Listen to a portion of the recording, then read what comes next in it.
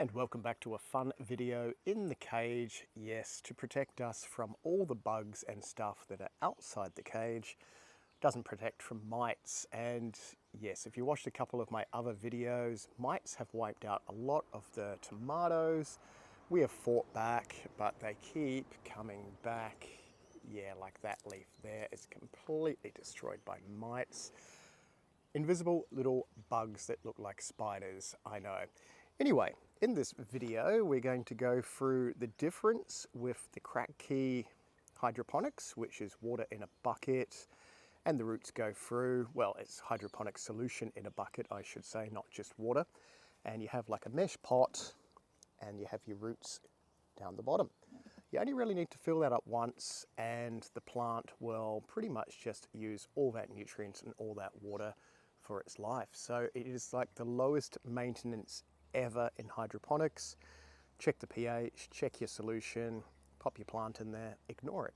That's pretty much it, apart from pests. Hence why we are in a cage, to stop grasshoppers and bugs, because we are in the subtropics and everything loves to eat these things. If it's not mice and rats, it is grasshoppers, it is little tiny mites, which we had a huge issue with. So these are bato buckets, which is another way of doing it. You have hydroponic solution in a little container, something like a bucket or something like that. You have a pump pumping water through. It is trickling through these little bits here. And you have your roots and stuff in there. And then that just overflows and then goes back into your bucket. So I've tried quite a few different types of hydroponic and aquaponic things in the last 6 months, maybe a little bit longer. Hydroponics is a lot easier than aquaponics, and we won't even go into aquaponics in this video, but I will be setting up a bigger aquaponic system, probably on the freshwater stingrays. Yeah, so that's going to be a bit extreme. But the hydroponics, that bucket method, so the KRATKY method, is super easy. It works. The plants are huge. I think the plants, and these are just some random tomato variety, are healthier than the ones that have been in the bato buckets. And the bato buckets are turned off at night because it's a solar pump. So I don't know if that's got anything to do with it, but look at the amount of mite damage. Yeah, so I'm gonna harvest these tomatoes because the tomatoes survived. It's just all the leaves that got wiped out by the mites. So I'm going to try something different in this system, I think. I'm not too sure if it going 24 hours a day would make a huge difference or not, but the way that the buckets are pretty much designed is there's always water or nutrients in the bottom anyway. So it doesn't really need to be on 24 hours a day unless the plants dry out overnight, which will kind of screw them up.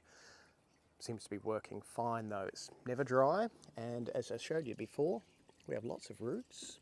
A lot of roots. They're even going into the overflow, where these just seem healthier. So I don't know if it's the constant nutrients with their roots. Over time with these sort of systems as well, they actually work better because less nutrients down there, there's more oxygen to the roots.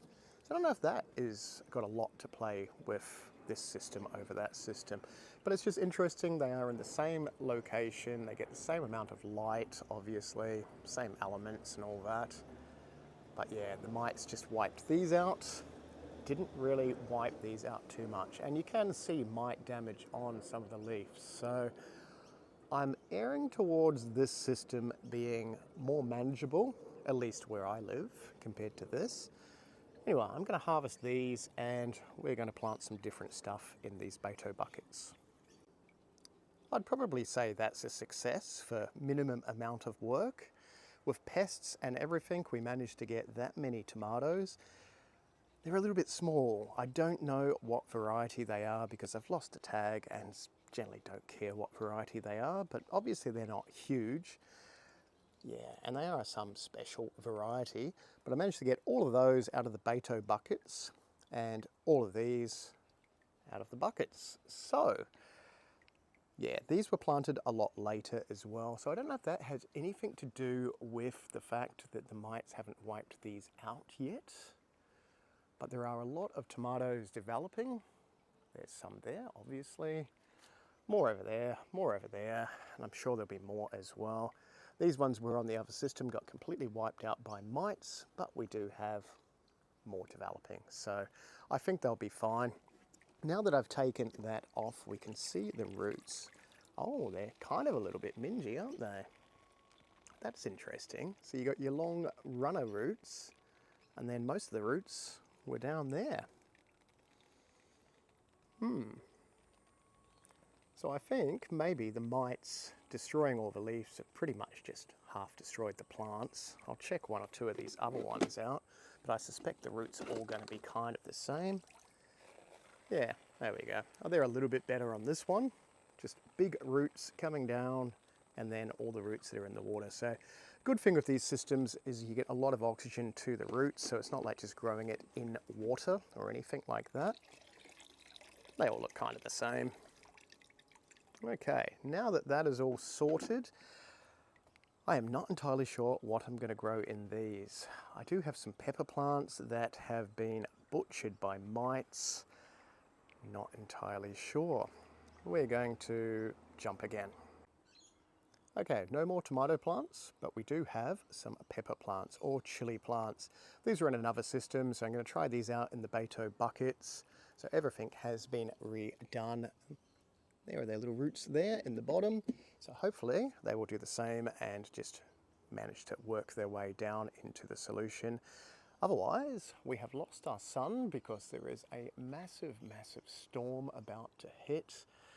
So yes, I must do a lot of other things. I was going to replace the hydroponic solution, but I'm not going to do that now if there's going to be like a stupid amount of rain. I'll probably do that in the next day or so. pH-wise, apparently chili plants have the same pH as tomato plants, roughly the same solution, hydroponic solution-y stuff. So we're just going to let them deal with it now. They did have a little bit of mite damage as well, but they were undercover. So I think the rain hitting them and that is going to do a wonderful job of wiping out a few more of those mites.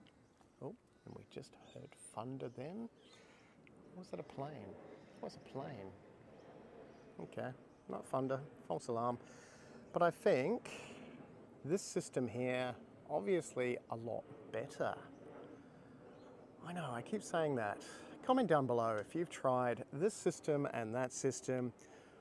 What do you prefer? Obviously, less pumps and stuff with this system, so it's easier. It's a bucket, it is a pot with holes in it, some sort of medium to hold the plant in, your hydroponic solution and your water, and that's it. You don't even change it. It's, yeah. I think that is a lot better than this system, but it is what it is. Haven't found any real benefits of this system yet. If you have, comment down below because that would be wonderful. Otherwise, I don't see why I don't just replace with tons of buckets and have just buckets everywhere, because it seems to work. But saying that, we will see how the next couple of weeks go with how many tomatoes we get off this system compared to that system, which was a lot of tomatoes. So who knows, maybe my solution was a little bit better in this system. I don't know. Anyway, if you do want to see the creepy mites and that, I have a video on them and that will be about there somewhere. If you want to see this setup, it is there. And I don't know if I've done a video on those. If I have, it'll be there. If not, it will be another video. But thank you very, very much for watching my tiny little garden in my cage. Yes. And we will see you in the next video.